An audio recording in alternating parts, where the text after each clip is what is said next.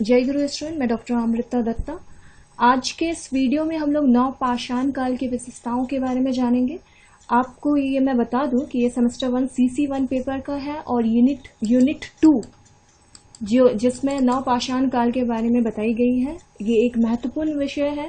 Last year के graduation के exam में नवपाषाण काल के बारे में सवाल आए थे, शायद इस बार भी आ सके। तो चलिए विस्तार पूर्वक हम लोग ये जाने कि नवपाषाण काल की विशेषताएं क्या हैं।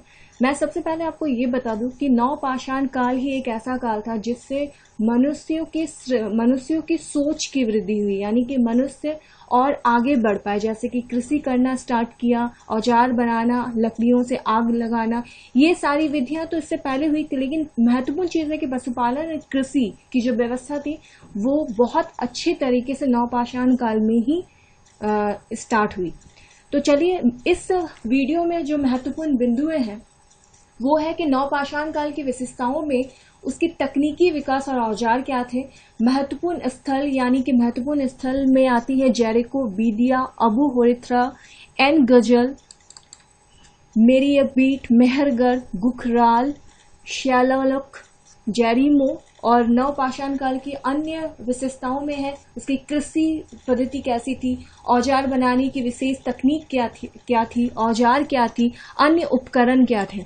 साथ ही साथ हम लोग ये भी जानेंगे कि नवपाषाण काल है क्या। तो चलिए इस वीडियो में हम लोग छोटी से छोटे महत्वपूर्ण बिंदुओं के बारे में जानकारी अर्जित करते हैं। तो सबसे पहले हम लोग ये जानेंगे उनका ज्ञान विज्ञान नवपाषाण काल में क्या था। तो नवपाषाण जो शब्द है उस काल को सूचित करता है कि जब मनुष्य को धातु के बारे में जानकारी नहीं थी। ये याद रखिएगा कि नवपाषाण काल में मनुष्य को धातु के बारे में जानकारी नहीं थी, क्योंकि उसके बाद ये ताम्र, कांस्य, पाषाण ये सब काल आए, लेकिन नवपाषाण काल की महत्वपूर्ण बिंदु थी कि उस समय धातु की जानकारी नहीं थी, परंतु उसने स्थायी निवास, पशुपालन, कृषि, कर्म, चाक पर निर्मित मृदभान बनाने शुरू कर दिए थे। क्योंकि अक्सर यूपीएससी के एग्जाम में आता है कि चाक से निर्मित जो बर्तन है वो किस काल में स्टार्ट हुए थे। तो ये सवाल आते ही आते हैं।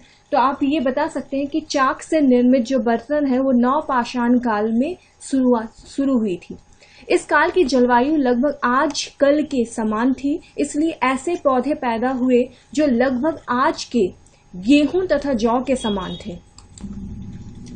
मानव ने उनमें से दाने निकालकर भोजन के रूप में प्रयुक्त करना शुरू कर दिया और उनके पकने के विषय में भी जानकारी एकत्रित की।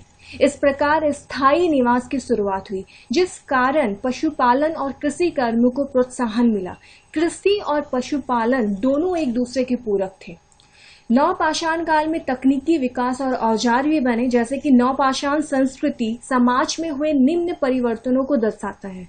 तकनीकी तौर पर मुख्यतः परिवर्तन यह हुआ कि इस काल के मानव ने औजारों को घर्षित कर उन्हें पॉलिश करके चमकदार बना लिया।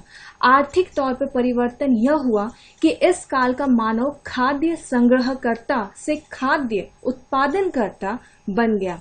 नवपाषाण स्तर पर धातु क्रम के व्यापक संकेत नहीं मिलते। वास्तविक नवपाषाण काल धातु रहित माना जाता है। जहाँ कहीं नवपाषाण स्तर पर धातु की सीमित मात्रा दिखाई दी, उस काल को पुरातत्ववेत्ताओं ने ताम्र पाषाण काल की संज्ञा दी थी। इस काल के मानव ने नई तकनीक से औजारों का विकास किया, जिन्हें घिसकर तथा पॉलिश करके चमकदार बना दिया गया। औजार बनाने के लिए सर्वप्रथम पत्थर के फलक उतारे जाते थे। दूसरी व्यवस्था में उसके उभारों को साफ किया जाता था। इसे पैंकिंग कहा जाता था।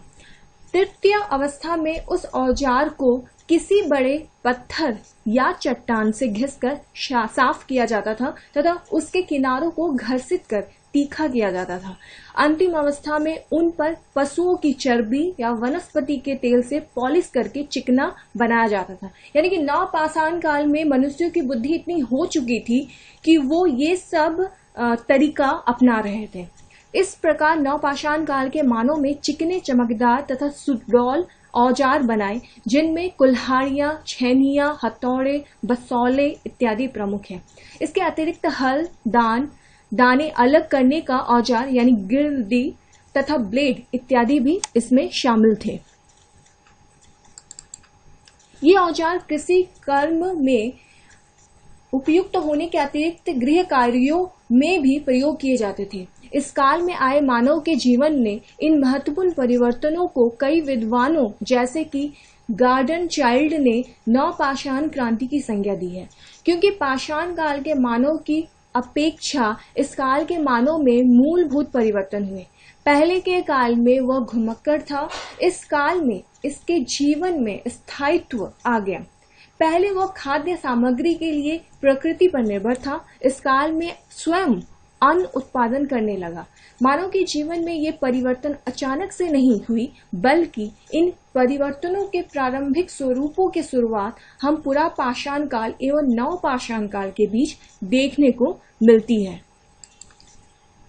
इस काल से पूर्व पुरा पाषाण से लेकर मध्य पाषाण काल तक की संस्कृतियों का स्वरूप जिस प्रकार अफ्रीका, यूरोप और एशिया के विभिन्न स्थलों पर एक समान दिखाई देता है, वैसा हमें नवपाषाण काल में देखने को नहीं मिलता है। नवपाषाण संस्कृति के विकास की प्रक्रिया विभिन्न क्षेत्रों में अलग अलग समयों पर हुई। इस काल की पहली अवस्था को मृदभांड रहित नवपाषाण काल कहा गया, क्योंकि इस काल में मृदभांड कला की शुरुआत नहीं हुई थी। मृदभांड रहित नवपाषाण के प्रमाण हमें जॉर्डन घाटी स्थित जेरिको एंड गजल, हसिलियार, मेरियबिल, बीघा, मेहरगढ़ ये जो पाकिस्तान में है, तथा गुफ करनाल जो अभी कश्मीर भारत में है, इत्यादि में मिलते हैं। इस संस्कृति का प्रारंभ 8000 ईसा पूर्व के आसपास हुआ। इनमें सबसे महत्वपूर्ण स्थल जेरिको था, जहां सर्वप्रथम इस संस्कृति का विकास हुआ। इसके अतिरिक्त मृदभांड सहित नवपाषाण काल के प्रमाण भी इन्हीं क्षेत्रों से मिलती है, जो अपेक्षाकृत पहले के हैं। तृतीय अवस्था के प्रमाण हमें स्लाइक, फायम तथा मेरिमडे जो कैरो के समीप मिस्र में स्थित है, जार्मो जो मेसोपोटामिया इत्यादि से मिलते हैं। यूरोप में अल्पस पर्वत श्रृंखला के उत्तर में नवपाषाण संस्कृति के प्रमाण बाद के कील के हैं, और यानी कि बाद में इसको परिवर्तित किया गया। बहुत सारे ऐसे हैं जिसमें आपके नवपाषाण संस्कृति के बारे में जाना गया है। बहुत बार ऐसा है कि संस्कृति को अलग तरीके से दर्शित किया गया था। यह संस्कृति भी निम्न स्तर की थी। मध्य यूरोप में ड्रवे से बाल्टिक तथा डैन्यूब और विस्टूला के मध्य क्षेत्र में इस संस्कृति के प्रमाण प्राप्त हुए हैं। यहाँ से गेहूं और जौ के कृषि एवं पत्थर के औजार तथा पशुपालन के अवशेष प्राप्त हुए हैं। जर्मनी के राइनलैंड में शंख के बने आभूषण प्राप्त हुए हैं। कोल लिंस स्थल के समीप एक विशाल घर के प्रमाण मिले हैं। संभवतः यह पूरे समुदाय के लिए था। डैन्यूब में प्राप्त मृदभांडों पर चित्रकारी के प्रमाण मिले हैं। इसी प्रकार स्विट्जरलैंड और बेल्जियम तथा ब्रिटेन में रेशेदार पौधे और अन्न पैदा किए जाने के भी प्रमाण मिलते हैं। यानी कि देखा जाए कि नवपाषाण काल के आपने शहरों और देशों के बारे में तो जाना ही, साथ में नवपाषाण काल में कृषि की जो स्थिति थी वो उत्तम हुई। यानी कि कृषि की जो व्यवस्था जो बनी वो नवपाषाण काल में ही बनी। तो इस वीडियो में आप लोगों ने ये देखा कि नवपाषाण काल में कृषि की स्थिति काफी मजबूत हो चुकी थी और लोगों की सोच कृषि के द्वारा काफी उत्तम हो चुकी थी। अब वो कृषि की उत्पादन करता हुए थे। यानी कि